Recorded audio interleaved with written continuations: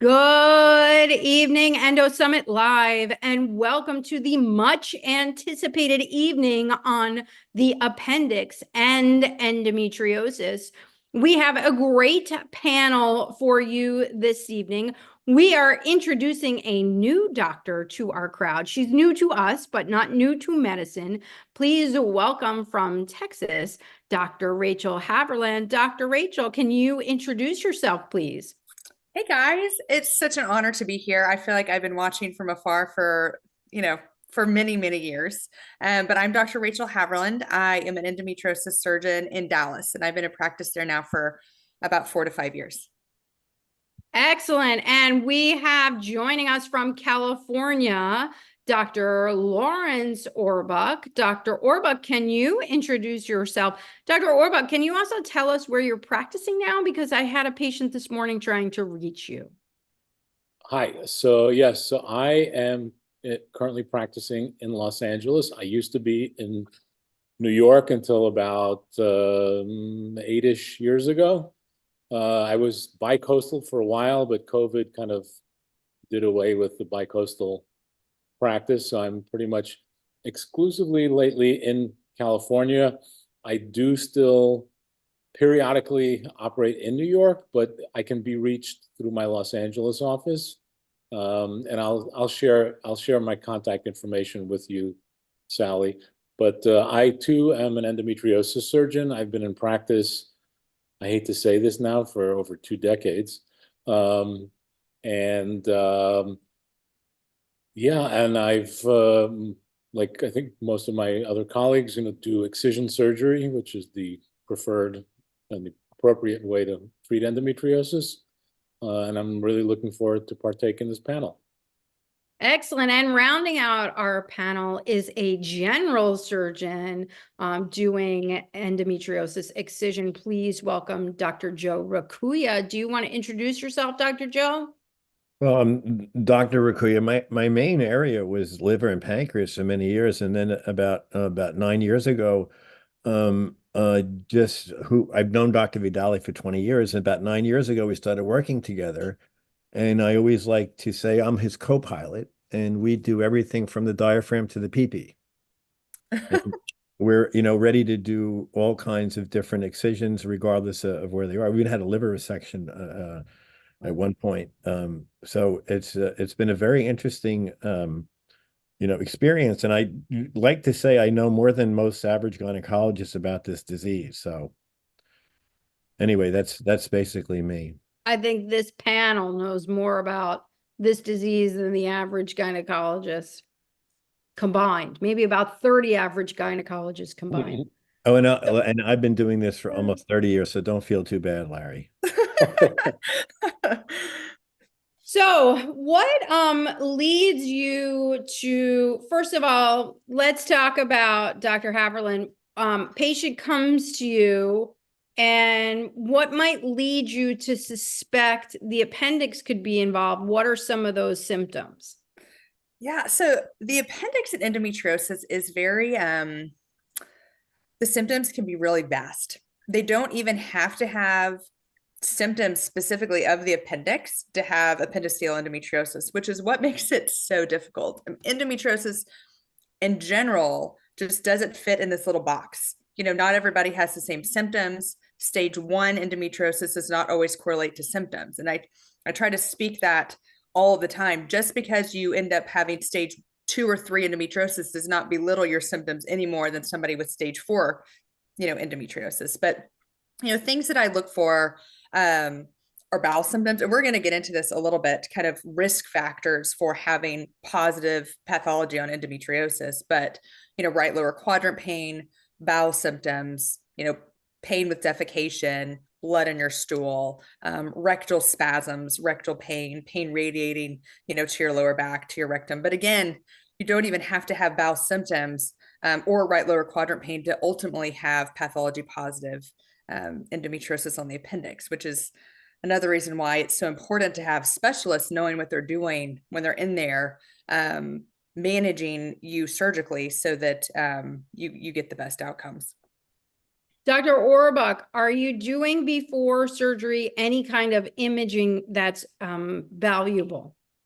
So I think, sometimes, but not very frequently, incidentally, when you do an MRI on some of these patients, you may see some pathology or you may see some deviation in the normal anatomical location of structures like the appendix. Um, but as a rule, not really. I think, the majority of patients don't really have any specific symptoms related to appendiceal involvement. And it's generally an incidental finding. I published a paper about 2 years ago about my findings regarding appendiceal involvement. And it was pretty much in line with several other studies that were done. I found 18% of my patients had endo in the appendix, but overall, it was roughly 42% abnormalities, ranging from endo to carcinoid tumors to primary, low-grade malignancies of the appendix to chronic appendicitis, acute appendicitis, and also things like fibrous obliteration, which is, people say non-specific when you talk to pathologists, but it's very common in patients with endometriosis where there's fibrous obliteration of the lumen of the appendix. But one of the key takeaways that from what we found was that you can't gauge by the external appearance of the appendix whether it's abnormal, because I've had more than my share of patients where it looks normal, you take it out and you get the pathology report back and it's grossly abnormal, or it looks normal from the outside, but then you actually physically grab it and you squeeze it and it doesn't compress. It's kind of rubbery and hard. So something's in there. It could be something as little as like a fecalith, or it could be some serious pathology. But if you don't look, you don't find. And I think when you have the incidence of involvement in pathology in the appendix approaching nearly half of the patients you're operating on, many of us have adopted a routine policy of taking the appendix out at the time of surgery. And then, when you factor in other features like, patients with endometriomas have a much higher incidence of involvement of the appendix. Patients with adhesions, it may look normal, but I had a patient not too long ago where literally the appendix was tethered to the liver by this thick band of adhesions. Like literally I snipped the adhesion and it went shooting back like a boomerang down into the pelvis. So it's very, to me, it's a no-brainer, to deal with it, because it's a potential continued source of pain and a potential source of pathology of various different types. Excellent. So, Dr. Joe, you are a general surgeon. I'm sure you can think back long enough to remember dealing with appendix before you knew anything about endometriosis, like, when you were 40, 50 years ago. So, what is the difference between what you originally learned about when to take an appendix and what you practice today? All right, so I have, like Larry, we looked initially. I'm just talking about endo at this point, okay? Because it's a transformation to a disease, a procedure transformed into a disease, okay? In the sense that when we looked at the time about 263 patients early on, and we had 14%, which is almost equal to your 18% incidence. Having said that, there's more involved than anticipating appendiceal involvement. And I have some hard indications for doing an appendix and some soft indications. The hard indication is, like Larry said, there's a significant percentage of these patients that have endo involvement, period.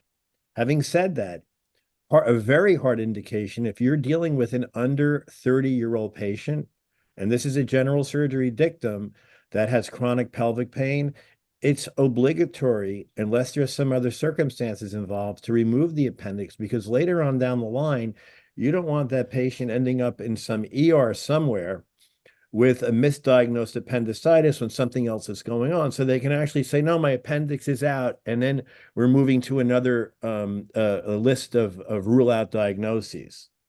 The other thing is cecal involvement. And when that happens, we end up doing, a cecectomy with it. Another area which I'm not going to go into here is when the ileocecal valve is involved, because that becomes a very more complicated issue. And I think that's for another discussion. Having said that, my soft indications are patients that have an appendix, like Larry had his up in the liver. When you open up before you go into Trendelenburg, if your appendix is deep into the pelvis, I would urge people to take those out, because those appendicitis, or retrocecal, because those appendices are later on down the line going to be much more difficult to treat and diagnose. The other thing is, in terms of the indications, I think they're softer for older and fertility patients.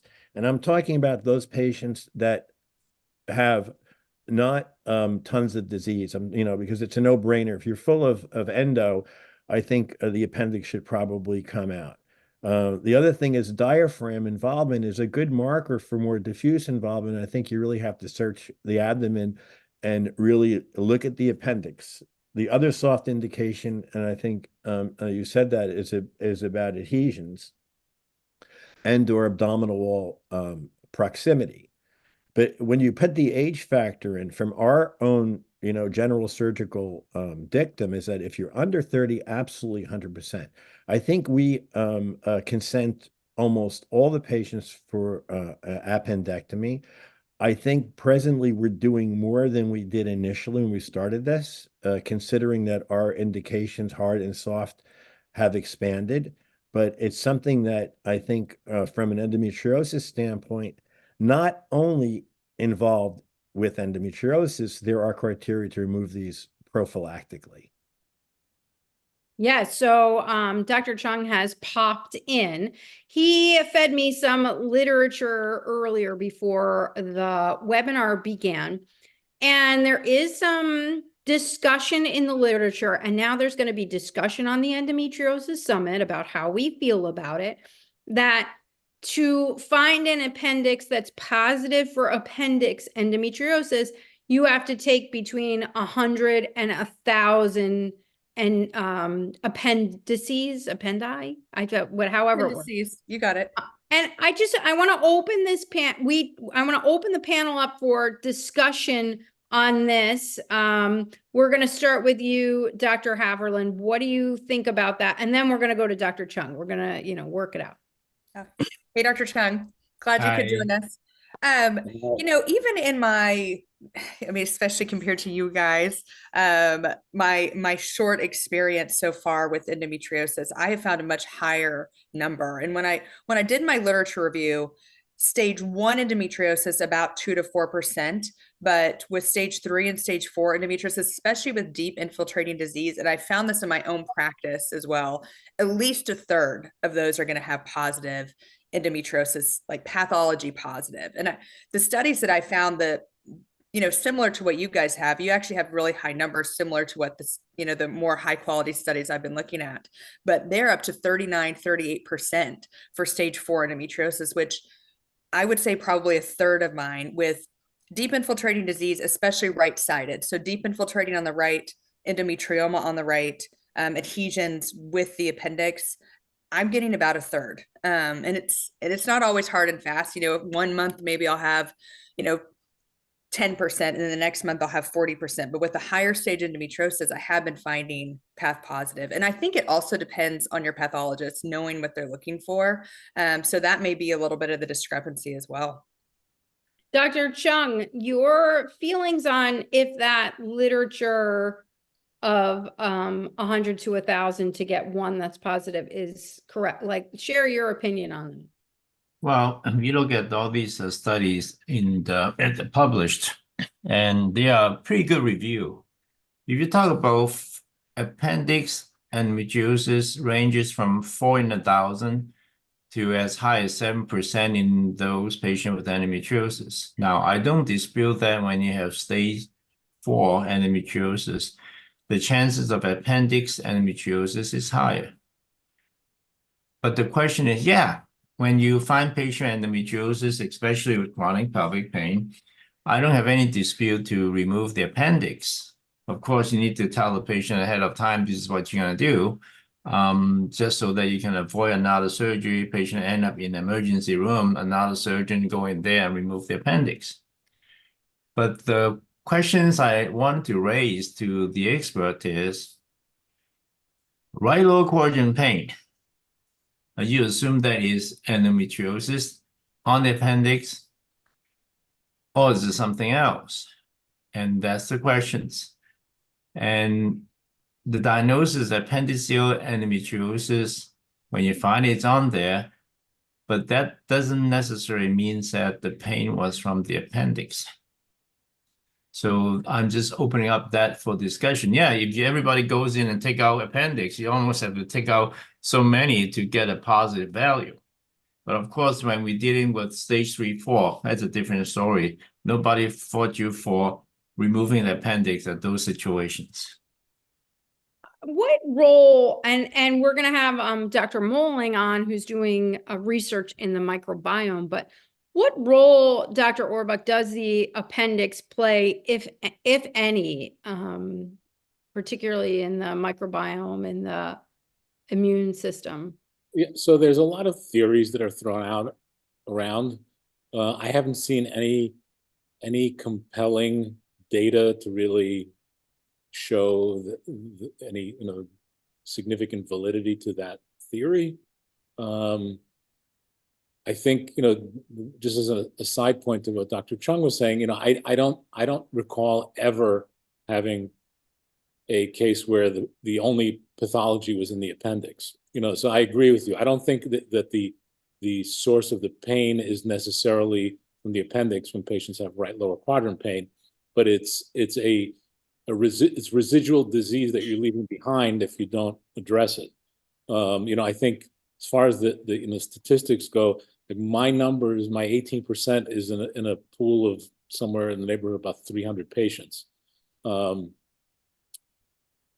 also, I think, depends on your practice. Like many of you, I end up getting patients who are not first-time surgical, patients. They're patients who have had multiple prior surgeries, and they're more advanced, deep invasive disease and with a lot of pathology. And so that may skew the data as opposed to an all-comer kind of practice where with first-time presenters, where you're getting a quote unquote virgin belly, to operate on. So that, I think, steers the numbers a little bit higher. But regarding your question, I don't know of any definitive study or data that's out there that would back up, the retention of the appendix because of some beneficial sort of a factor like that you're bringing up. Dr. Joe, do you feel that there's any role of the appendix? Are you talking about from a vestigial standpoint in evolution? Yeah, just from an Yeah, existence. well, it's a lymphoid rest, like the spleen. It's always been known to do that. It probably doesn't have the effect after birth that one would think, and that's why organs like the appendix are can be removed, like the spleen, where these are vestigial organs that produce lymph tissue, to the fetus. But having said that, I just want to address one thing. This 1 in 1,000, I'd love to see this paper, because Larry, our data was based on 263 patients. We had 14% positivity rate. You had almost 300. Granted, these are centers for this type of disease, and maybe that might skew the results a little bit. But regardless of that, there are clinical indications to remove appendix that don't necessarily involve endometriosis. Mhm. And I, bring this back to the young under 30 chronic pain patients. It is obligatory, in my view, to do an appendectomy. In terms of the depth of the disease, I never liked this staging thing, and I'm not a gynecologist, but I never liked this thing because they do it by depth.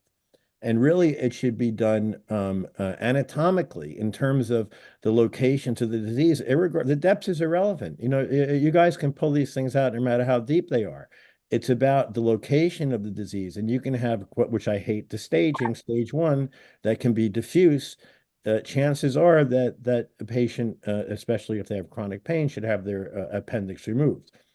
Having said that, I think again, there's the hard and the soft criteria in my mind, and looking at other people's data, I would just say that concurrently with Larry, and we have now almost 3,000 cases. We're not looking at that particular criteria anymore, but I will guarantee you it's probably even higher than Larry's 18% if you're going to just look at endometriosis involvement, but as I said, I'll reiterate, it goes beyond that because there's a clinical spectrum where you have a chronic pain patient that you want to obviate the risk of them having something untoward doing something, maybe where the patient is misdiagnosed later on, God forbid something comes back, something happens. So that's my take on it as a non-gynecologic surgeon. So a few of you have mentioned the presence of endometrioma and appendix. What is that connection, Dr. Haverland? Well, I think it just has to do with, kind of what we were talking about, the depth of the disease.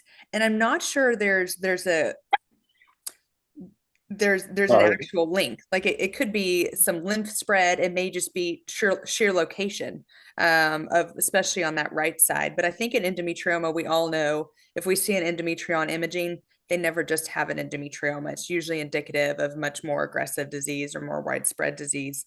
And so I think when it gets to the point where it's formed this chocolate cyst, then that's just another indication that the disease is probably more widespread, more in depth, and that may be why we're more likely to see path positive on appendices. Yeah, and there's a physiologic theorem as to how any fluid in the abdomen and pelvis circulates, and it goes clockwise from left to right. So things that are like an let's say a leaky or ruptured endometrioma, it's going to go to the right lower quadrant, even if it's on the left side. Right. So generally, it's when there's an endometrioma that's had some leakage or outright rupture, then it's much more likely to be on the appendix. It's a lot of times also going to be on the rectum and the sigmoid and small bowel, and that's why it really requires careful inspection to make sure that you get all the disease that's been spread via direct contact like that.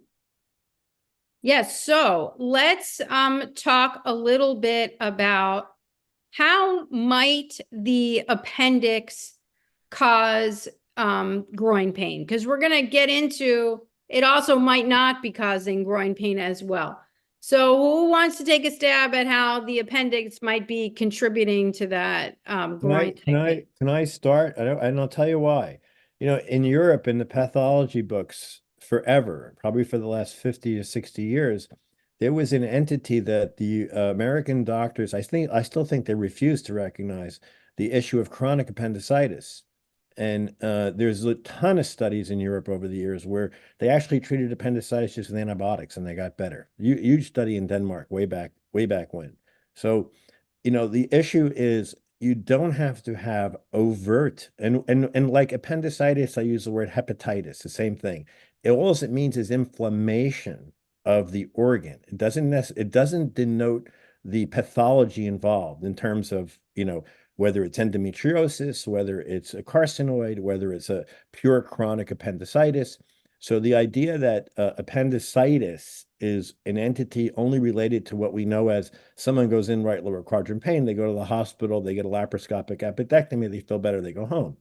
There are other entities involved where it can actually be related to the chronic pain. And if not, as I said before, I want to underline this, younger patients, please feel very free to remove their appendices. Yes, Yeah, okay. Dr. Yeah, Go ahead. No, I'll just throw in my 2 cents. There's the thing that most practitioners fail to grasp is the whole central nervous system upregulation in these endo patients, and the chronic and the chronic nature of the condition and what it does over time. So you can have all these seemingly unrelated symptoms that people never kind of put together. The puzzle doesn't kind of fit for them. And over time you get these either some local, but a lot of times distant pain symptoms that don't seem to fit. And that's why it's important not to ignore them, and also and not to minimize it, because the tendency, and I've had many patients who've told me, like, I've had symptom X, Y, and Z. My doctor told me like half of these things are in my head. They don't understand why, and blah, blah, blah. But in reality, the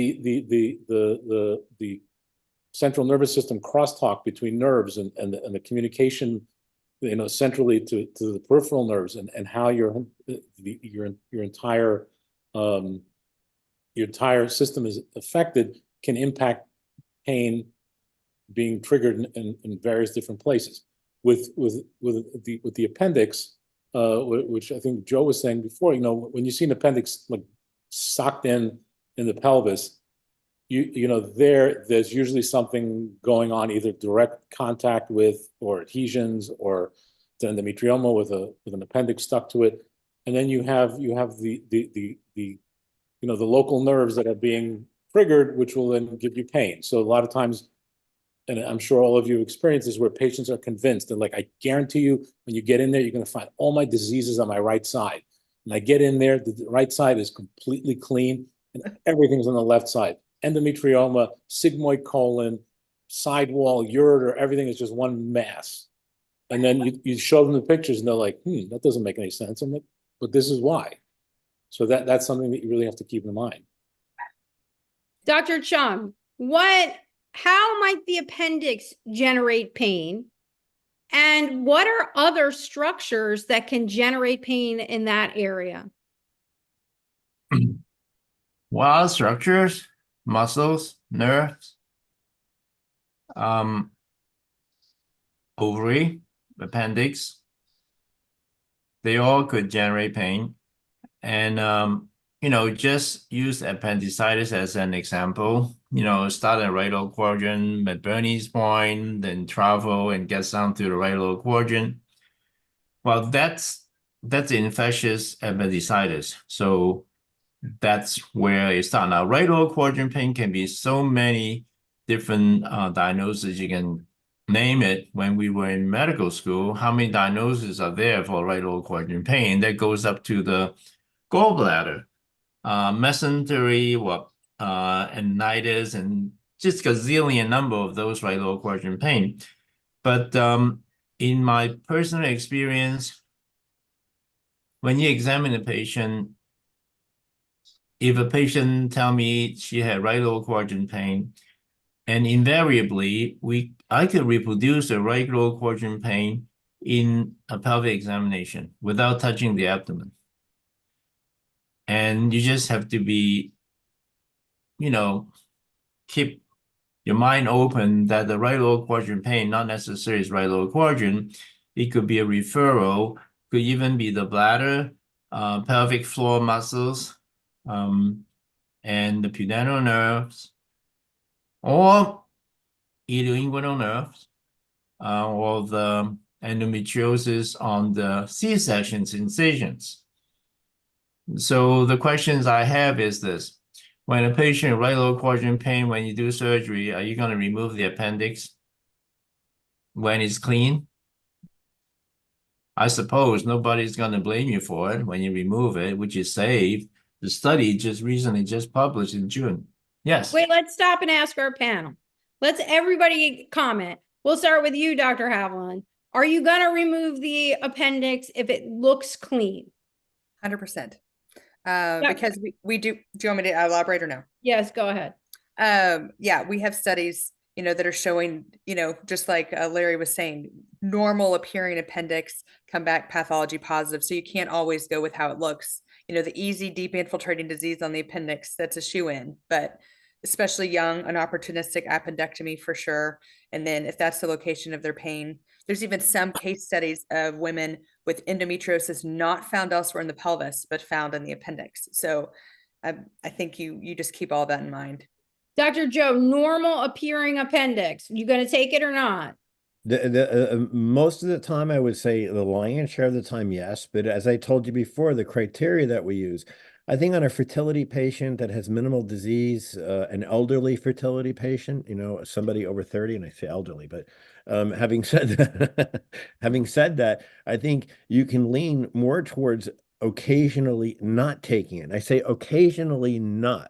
Because I agree with Rachel, and I think if you think of, we have a dictum in surgery. If you think about it, do it, because you're going to kick yourself afterwards. We do this safely. We've had no really bad experiences doing, appendectomies. It's a fairly simple operation with a very low morbidity, and in fact, you're dealing with a patient that's having chronic pain. And I'll bring up, what was said before about the nerve involvement. Let's not forget, and I'm not a gynecologist, but the hypogastric nerve. How many patients have we seen relieved in the recovery room when they say, "Oh my God, that pain is gone," and that's after surgery with incisions and things like that. So, I would be remiss to say there is not some type of involvement, neurologic involvement, even on an appendix that might not look, diseased on the surface. Dr. Orbach, appendix appears normal. You taking it or not taking it?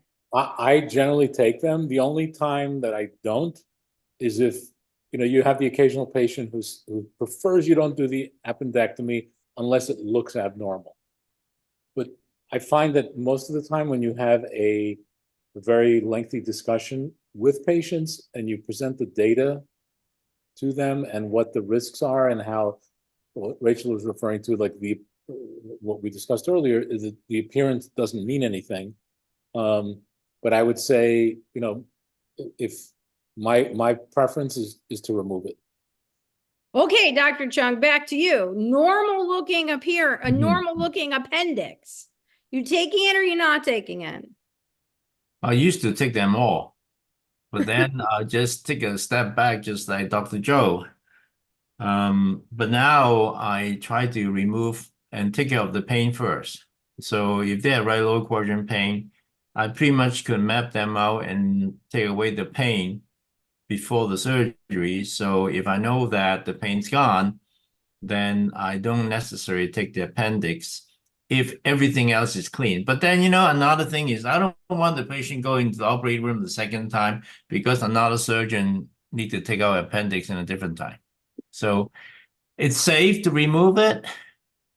As I said, it's very safe to remove it. And especially for the young patients. So my answer to you is I don't necessarily take them now. I used to, and I just take a step back and just see where we're going with that. Maybe the second time I'll do it. Okay, so I used to do a lot of work in groin pain, and I did a ton of work in endometriosis and the cross section of both of them. And I want to talk about the patient that I used to see quite often. Had excision and had lower right quadrant pain. We're not talking about left, right quadrant pain prior to excision. Kept complaining, I have this pain, I have this pain. Doctor takes the appendix. Patient continues to have pain, for some reason goes back to the surgeon. Surgeon takes the ovary, does another surgery, takes the ovary, which you should only know how I feel about that. Pain continues. Let's talk about that case, because I saw that case all the time. We put up an Instagram today. We have about 10 comments on that. Almost that case exactly. They took my ovary, they took the appendix, but the pain is still there. Who wants to talk about the differential that they may see? I want to start. Go on. No, I was just thinking about all the differential diagnosis in medical school. You have it. You're the surgeon. So I mean, when you look at the appendix and you have all these differential criteria, I think one must remember that these patients have chronic pelvic pain. That's the first and foremost. And in terms of what you described, Sally, all due respect to these patients, you remove you're talking about a patient, removed it, they go back, then the doctor takes out the ovary. These are, and I'm going to say this, these are doctors that don't understand the disease, because I will guarantee you, in our experience, that those particular patients, when the doctor says, oh, there's nothing there, and they had a recent laparoscopy or robotic surgery, and we find tons of disease. So remember, you can look at a pelvis that has some adhesions, and then when you start really taking those adhesions down, you realize that they're loaded with endometriosis. So going by a description of, I'm going to say a non-expert endometriosis surgeon, those are those patients who get lost into the, wastebasket category of the generalist who, they keep going from doctor to doctor until they get to somebody who has dedicated their practice to this disease. And very similar, and I've said this before, I've done over 500 retroperitoneal sarcomas. And although I can tell you that the numbers were low, I had 3 patients after massive operations that within 3 to 4 weeks ended up in another hospital with appendicitis. And that was a horrific situation. Now, anecdotally, I'm just saying this anecdotally, and I wouldn't want anybody to practice like that. The however is those things stick in your mind. And as you get, the younger the patient, the longer they're going to have. As one of my mentors says, anticipate your younger patients especially will need more surgery during their life for whatever diagnosis. Forget endometriosis.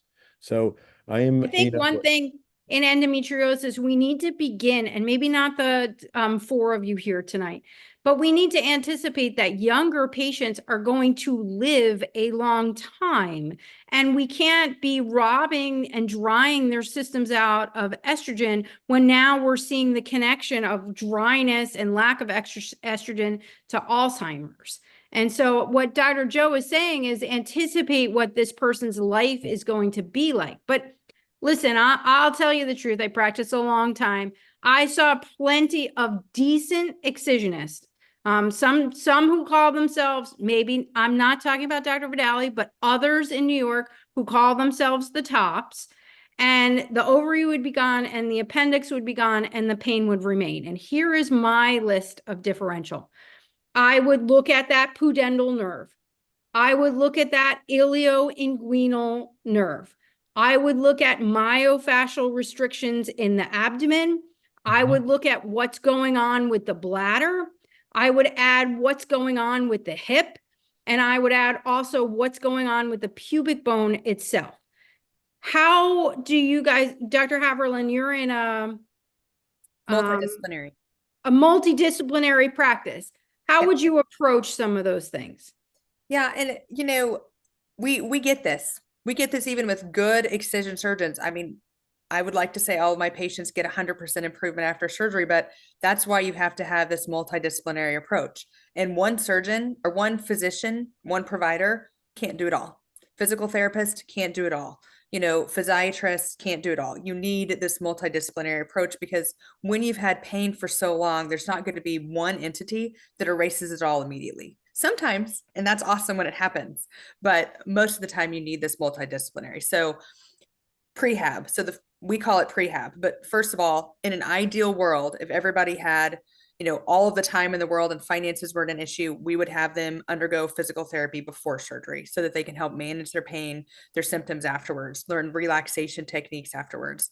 And then all of my patients actually do see physiatry post-op. So at 4 to 6 weeks post-op, they're being evaluated, their pelvic floor, their nerves, the central sensitization of pain, like Dr. Orbach was talking about.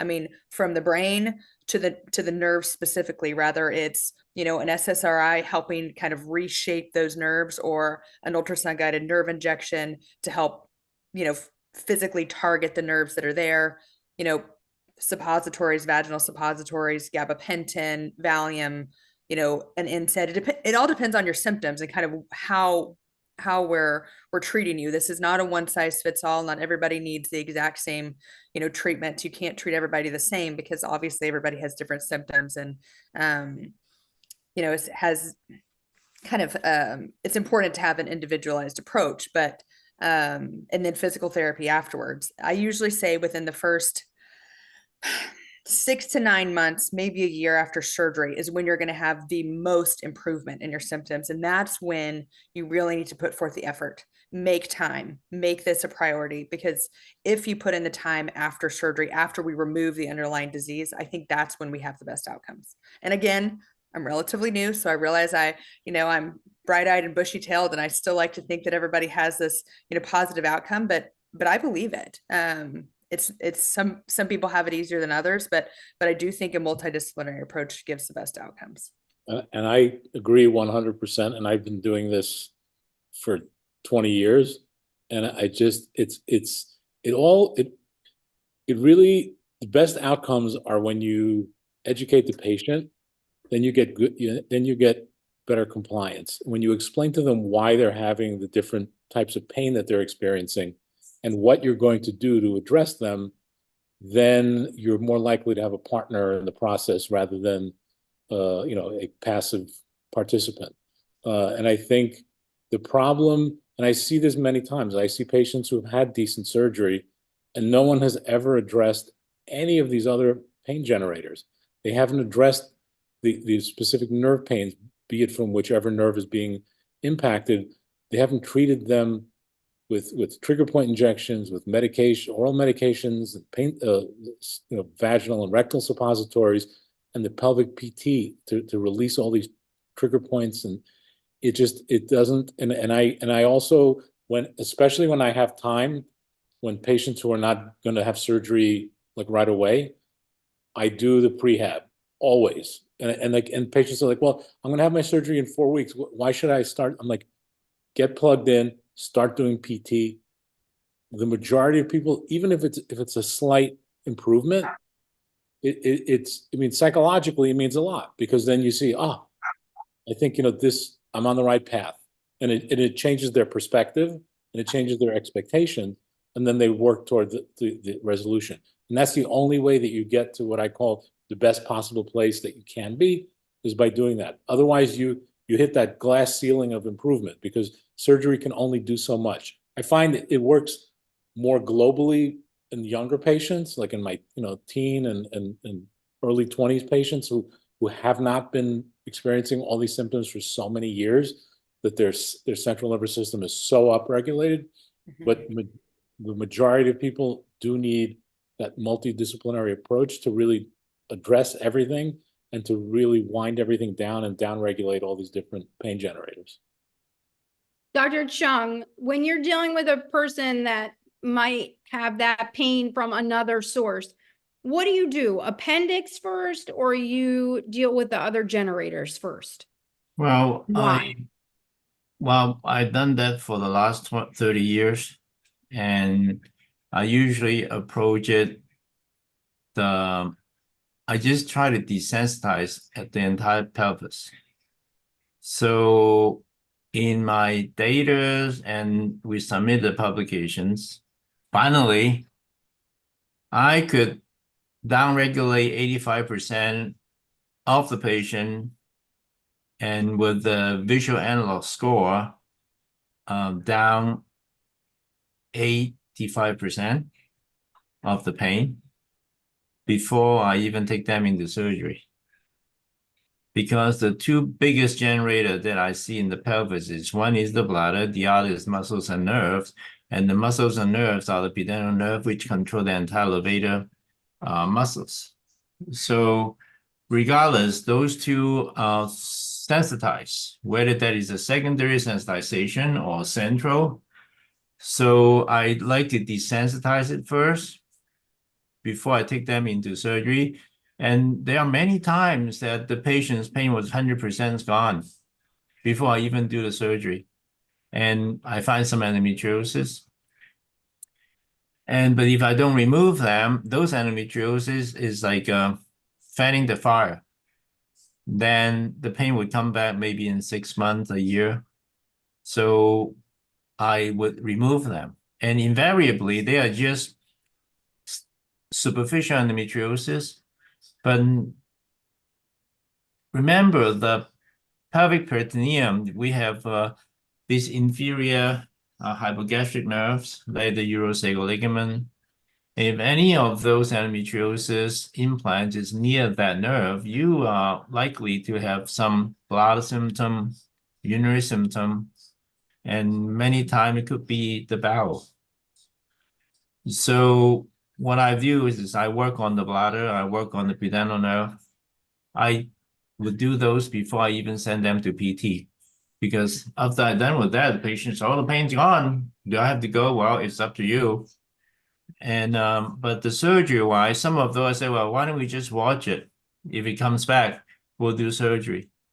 And if the patient, after I downregulated with the pain decreased by 70 or 80%, and I just have these 20, 30% of the pain I could not get to, and I found endometriosis in the peritoneum a lot on those patients. It's just those I could not get rid of on the desensitization method. And that's what I usually see.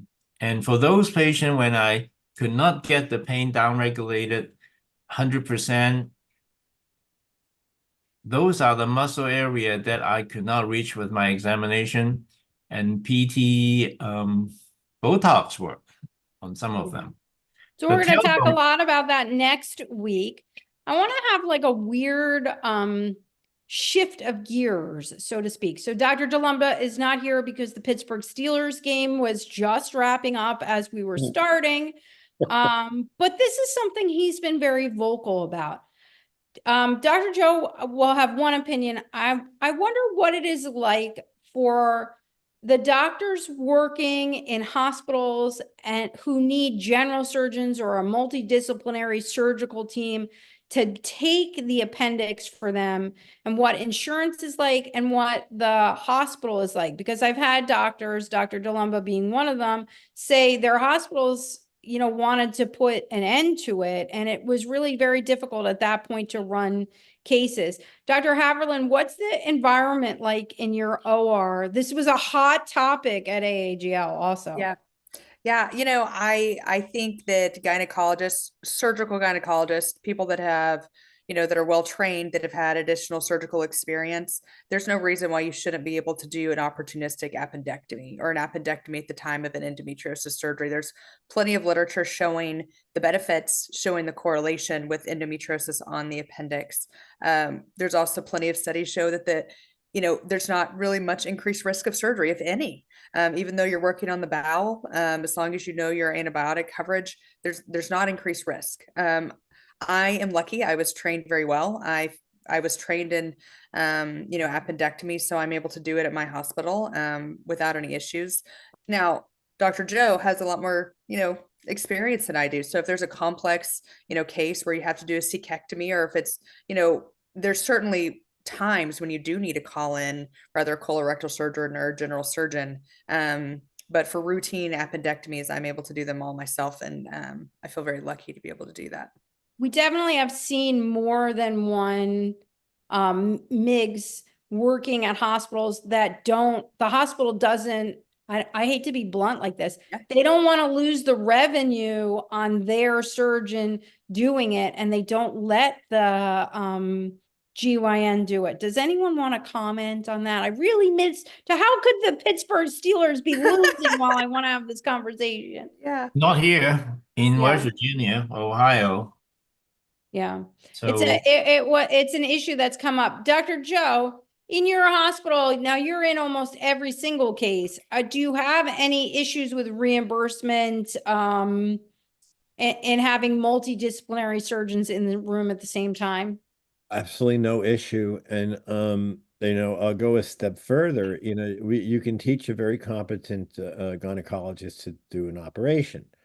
However, you know, all due respect to everybody here, our approach has been very different. You know, we've had the multidisciplinary approach, surgical, inside the operating room. So everyone's available during every case to do what needs to be done. So it doesn't become an issue of, you know, can you do it? Do you get paid? You know, we think about the payment afterwards, first of all, too. Let's face it. I mean, you know, you're here to, you know, take care of people. And at the end of the day, everything comes out good. Having said that, when the bowel work becomes more complex, my recommendation to any of the gynecologic surgeons is you can do, and any surgeon, you can do anything 95% of the time and get away with it. That 5%, when you get into a problem, and I'm talking, medical legally, you're going to want to have that guy has your back, because you basically are transferring all of the responsibility to that other surgeon, which is fine. And that's what that surgeon does. So, our take on this is a little different than most of the, units that do this surgery. And I think that's a really important factor. And the more complicated the excision becomes, I think you'd be remiss not to have somebody who, has got your back. And it has nothing to do with surgical capabilities or techniques or our abilities. It has to do more with the environment that we work in. So that's my, take on this. I agree with that 100%. Always having somebody that you can call, somebody next door, it makes my world a lot easier. To know that there's a urologist, general surgeon, colorectal, next door that can come help me if I need to. But yeah, I agree with what you're saying 100%.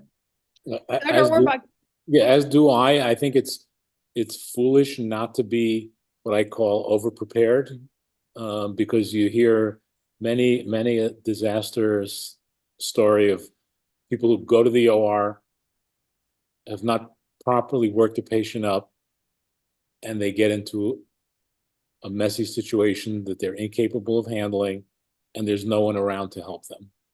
And that's the worst thing you can do. And that's why it's best, it's best diplomatically to always keep your channels open with all different subspecialties, because you call them, they call you. It creates the best environment for patients, because then they have the best possible care available. Granted, in a smaller, rural hospital, you don't have that luxury. I also am trained and capable of and credentialed to do appendectomies myself.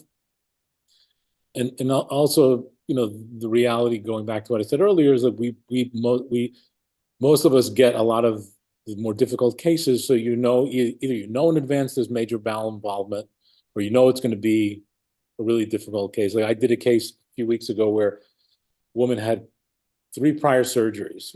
One, she had a sneak and peek, like laparoscopy, a peek and shriek, and then someone did 2 laparotomies. They couldn't do anything because I read the operative reports: frozen pelvis, unable to identify any structure, and so I went in there robotically. Granted, it took me 4 hours to undo she had like real stage 4 endo, where everything was just matted into the pelvis and into the sidewalls, into the bladder, into the rectum. What do I do if I didn't have a colorectal person with me? Then I'd be like scurrying about trying to find someone. So, it really makes a difference. And it's the difference between patient safety and outcome, and also being able to actually get the surgery done. So I think it's really, if you're going to be doing these types of surgeries, you really need to be prepared. Can I add one thing too? Just what you said, Larry, that kind of case, but all cases, and this is something early on that nobody was doing. It all starts with the bowel prep. I mean, yeah. Oh, absolutely. You can't do these cases without having a bowel prep, because getting into a prep bowel is completely different than getting into an unprepped bowel. 100%. And it's is that debatable now? No, we're going to hold that for the summit. Yeah. No debate at 8:54. No debate. I'm just wondering. Absolutely not debatable. I'm with Joe. I bowel prep everybody. As you should. Without getting into the debate, do you bowel prep everybody, Dr. Chung? No. No. Do you bowel prep at all anymore? No. I remember we used to work with a Or maybe I'll give them a fleet animal so that I don't have to deal with a lot of those things there. You remember Dr. Nieves? He just stopped with the bowel prep when he started to look at the research. Oh, we used to. All these gold lighted solution. So much back in those days. That research is on hysterectomies, excuse me, though. It's on, extensive intricate, complex pelvic surgery. Though that all that data comes from hysterectomies. It has nothing to do with endometriosis. No, even though many of our colleagues, they don't, and even though they want to work on the bowel, well, sometimes, I mean, it's debatable to certain of us that work on the bowel, and we would argue if you have all the stool, liquid stool in the bowel, when you make a hole in it, it spills much quicker than some solid stool. So that's just one of those discussions we always had in our meeting. Yeah, we're gonna have a bigger discussion Yeah, on that'd that. be a big discussion. Yeah, we gotta get Abhishek and Gabby Yeah. in here for that discussion. It'll be good. So the Endometriosis Summit is coming up March 8th through the 10th in Orlando, Florida, and it does have a link that is available virtually. I do want to restate that we have 4 CME approved for our lab. If you are an MD out there looking for CME and endometriosis, then the Endometriosis Summit is the place to do that.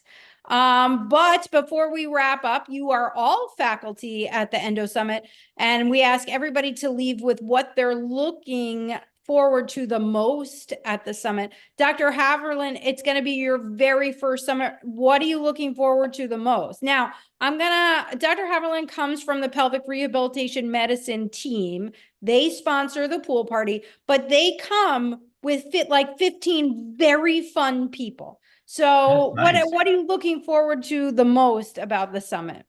Yeah, well, one thing that I think is so amazing about the summit is that you get this physician-patient interaction, which nobody else does. This is the only place where you can get this, where you can talk one-on-one with patients or normal people that have some similar symptoms. So I'm really looking forward to that. I'm looking forward to really just the nitty-gritty, meeting people that could potentially be patients or colleagues, and kind of the networking there. I think it's really neat. Dr. Chung, what are you looking forward to about the summit this year? Well, at least I got to meet Rachel, if she is there. I will be. Dr. Orbach, you are joining us again. What are you looking forward to the most? I like the practical, functional approach of the conference. It's really, it's less theoretical and more really things that you can apply to your own practice, and it's nice to interact with colleagues on the healthcare side, and also, like you said, with patients, and you really get different sorts of feedback, and you make connect with new people. I think it's a very well-run program usually.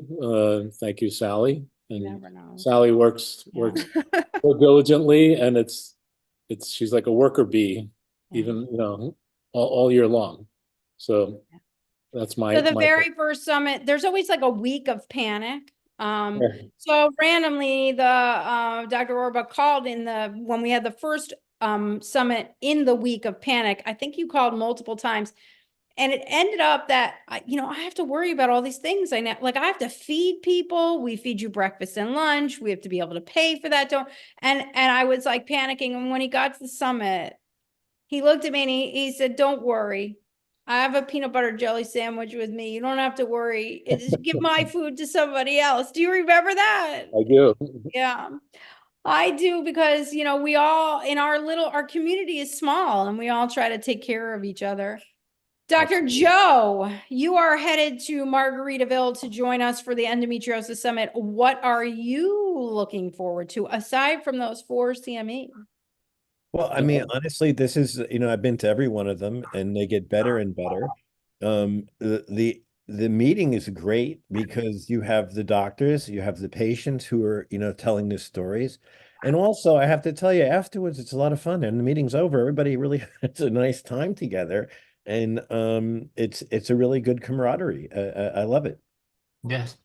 Yeah, I spent the morning coming up with our camaraderie activities. And we'll have to wait till next year, but they offered me a Polynesian fire show. It just doesn't go Whoa. with our theme. So we're gonna have to do that one next year, but they wanted to, we can do things like trivia and tie-dyed pasting. It's like Club Med at Margaritaville. It was really cool, all the things they offered. So I will see you March 8th through the 10th. We will be back here. I think next week is bladder. I have to look on Mondays at 8 p.m. If you everybody, we're going to go around, just give your handles on how to be reached. Dr. Haberlin, how can people reach you? So I have an Instagram, Texas Endosurgeon. Also, I don't know phone numbers and such, but No, just the handle is good. Dr. Orbach, what's your handle that people can reach you at? So my Instagram is at Dr. Larry Orbach, Dr. Larry Orbach, and I'll send you my other info. Excellent, please do. Dr. Chung, if people want to chat with you, how can they reach you? On Facebook, you'll find me. Absolutely. On Facebook, excellent. And Dr. Rakuya, are you going to send people through the king himself, or are people going to reach out to Dr. Vidali to reach you? Yeah, I think so. I think it's always been like that. So I kind of like stay back a little bit. And but if anybody wants to talk to me, of course, that can be arranged. Yes. Go ahead, Dr. Chung. I have a question for you, Joe. Yeah. This is a real case.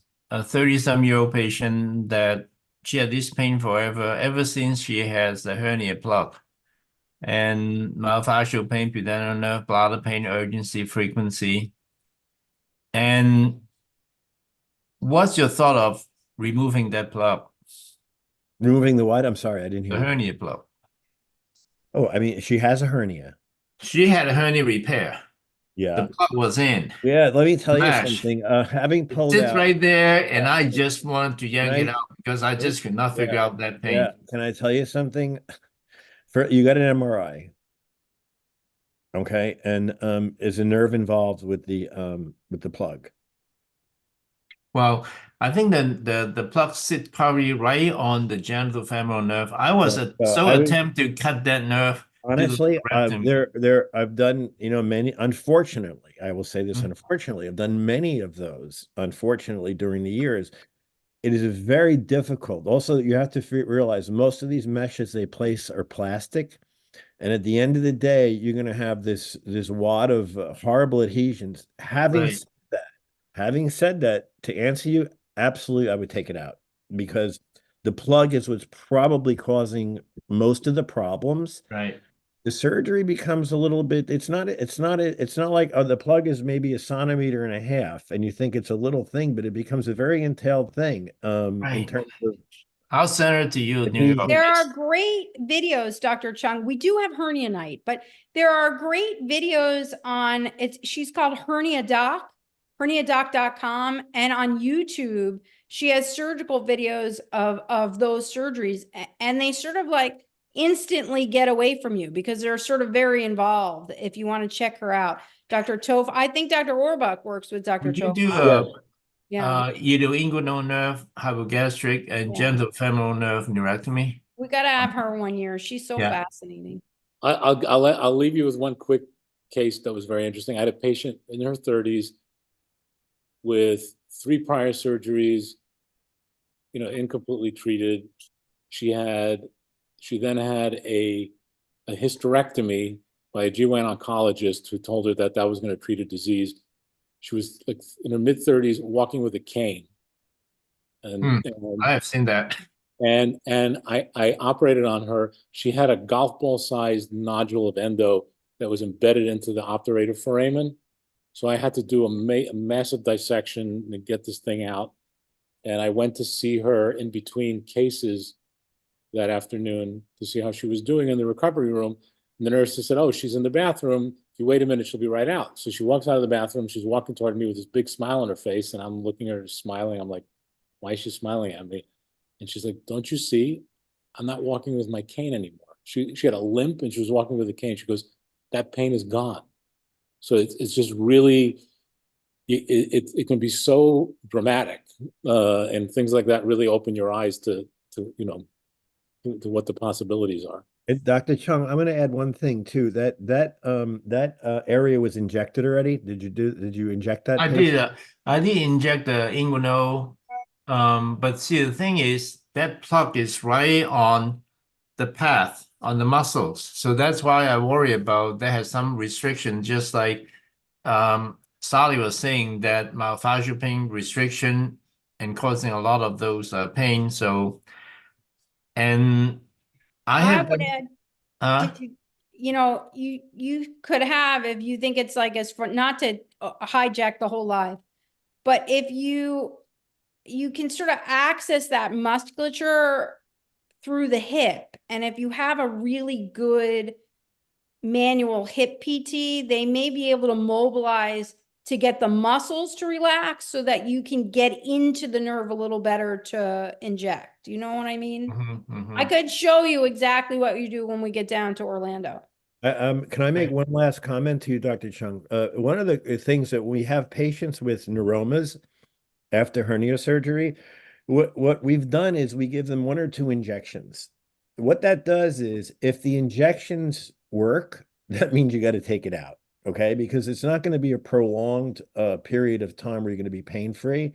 And it sounds to me like that type of surgery for the patient described might be indicated. And it's a pain in the neck to do, but it's doable. And you might actually be providing this patient a really good service. And, I guess I'm just trying to figure out this plug that's right there, and I see it, but the extent of it, I don't know how far it would go all the way up the inguinal canal. well, I can tell you this, when there's a plug with a hernia repair, there's 2 meshes, right? Mhm. Happens was and you know, maybe people overuse plugs, but that's another topic.